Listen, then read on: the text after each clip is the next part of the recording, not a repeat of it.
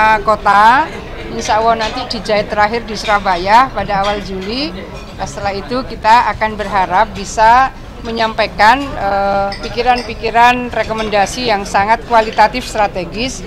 Ini saja saya melihat narasumbernya sangat kualitatif dan segmen yang dibahas juga sangat komprehensif. Maka tentu kita berharap bahwa akan terrespon konsep-konsep ini oleh pemerintahan yang akan datang. Secara spesifik dari harapan para narasumber itu nggak pakai kontak-kontakan, nggak pakai janjian. Para narasumber sepertinya memberikan harapan bahwa pikiran-pikiran strategis kualitatif komprehensif yang sudah dipaparkan oleh Pak Rektor UNER mudah-mudahan nanti akan terrespon dengan, bukan target, bukan tujuan, tapi bahwa Pak Rektor UNER ini layak untuk mendapatkan posisi strategis untuk bisa menjalankan pikiran-pikiran strategis kualitatif komprehensif tadi.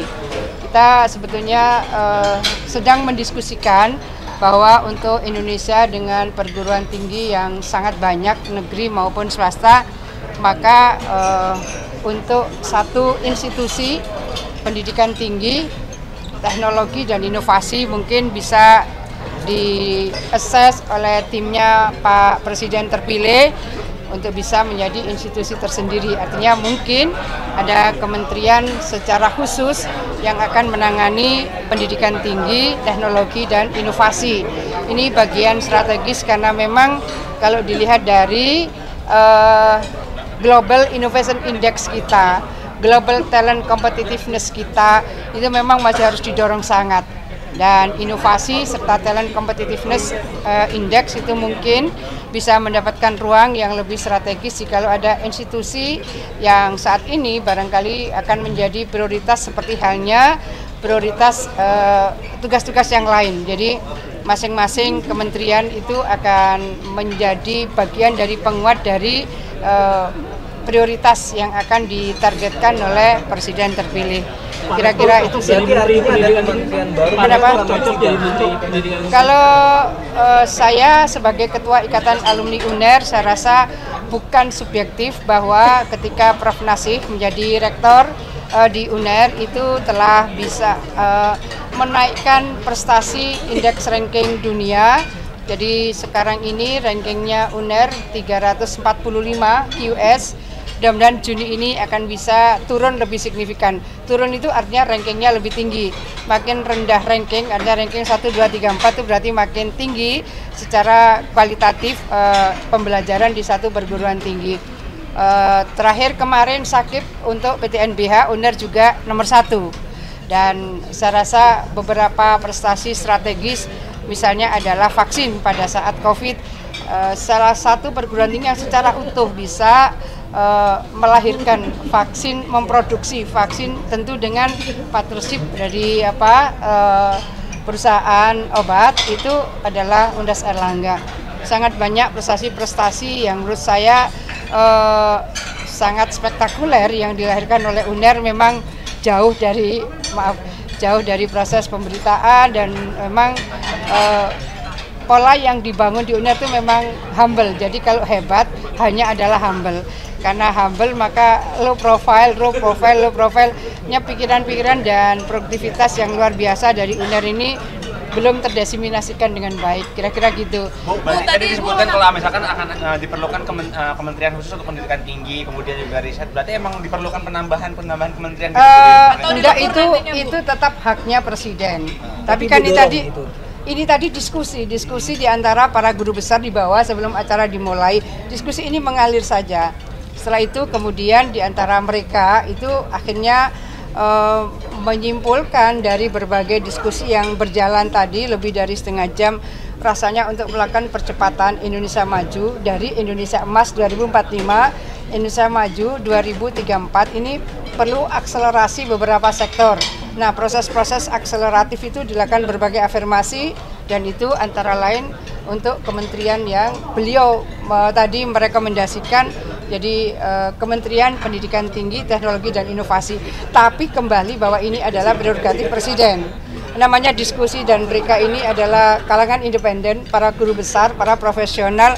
Mereka melihat dari beberapa hal yang perlu dilakukan proses secara akseleratif. percepatan kemajuan dari 2045 menjadi 2034, apa sih yang bisa didorong kira-kira gitu. Tapi usulan itu akan didorong ke presiden terpilih? Menurut saya biar mengalir saja, karena ini kan baru tadi pagi dan kemudian ini diskusinya menurut saya sangat, bahasa saya kualitatif komprehensif. Kita akan mendiskusikan ini di 4 kota lainnya dan kota terakhir nanti insya Allah awal Juli di Surabaya. Ya.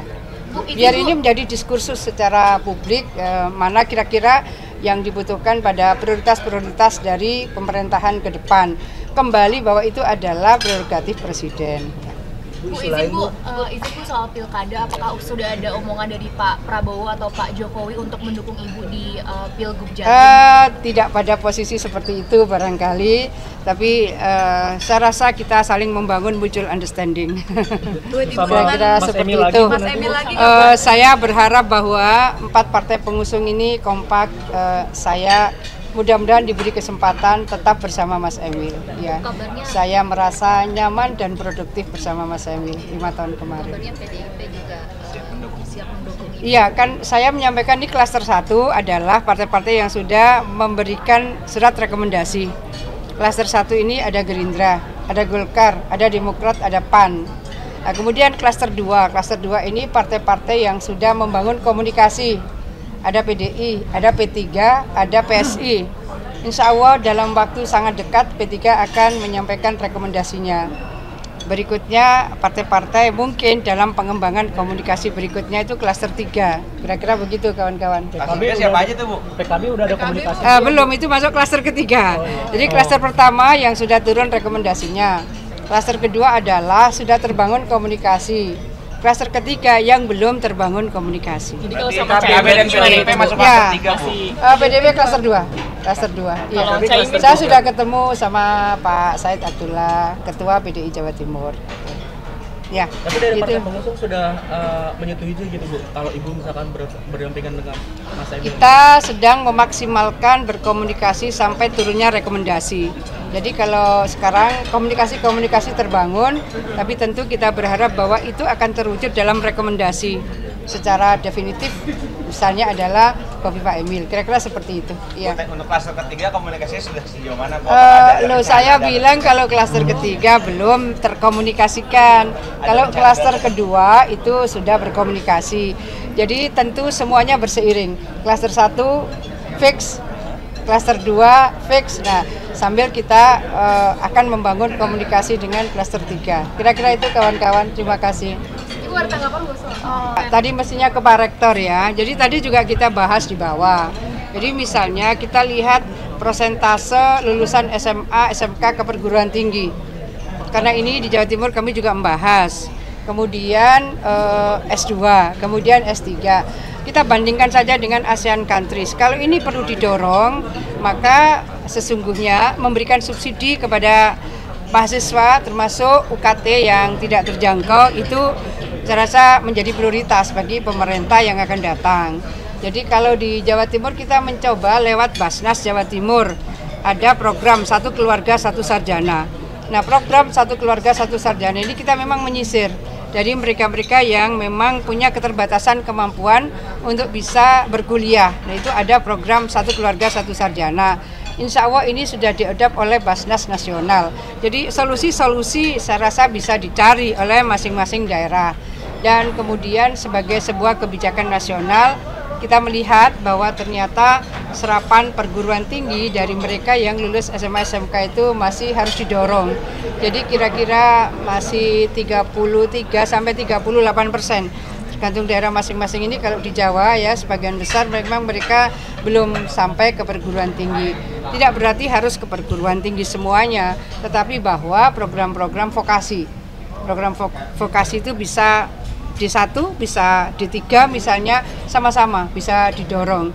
Sehingga memang kebutuhan untuk kembali menyiapkan skill untuk Indonesia Emas 2045 yang oleh UNER ini didorong untuk maju menjadi 2034, itu beberapa prasyarat memang harus diurai bersama, didetailkan, kemudian dicari action plan bersama.